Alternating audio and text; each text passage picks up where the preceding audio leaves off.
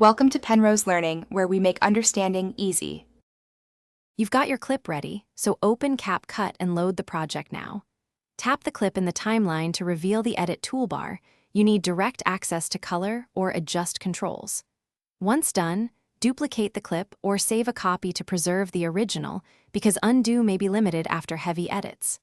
Make sure you're not in export view. Remain in the editor so all color controls are editable. This gets you into the exact panel where removal starts. Now locate the color section.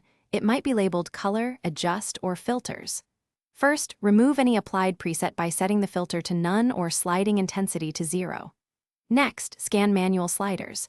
Bring saturation, contrast, temperature, and tint back toward neutral, typically 0 or center positions, because these produce visible grading. If there's an auto option applied, turn it off so Capcut stops overriding your values. Proceed slowly, checking the viewer after each change to see the real effect. Finish by comparing the edited clip to the duplicate you made. This /B check confirms the correction removal.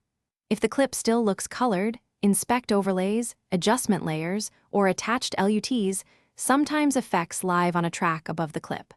Also review export settings that might apply color profiles. Once satisfied, export a short test segment to validate results. If the issue persists, reload the original backup and repeat the Thanks for watching. If this was helpful, leave a like and consider subscribing. See you next time.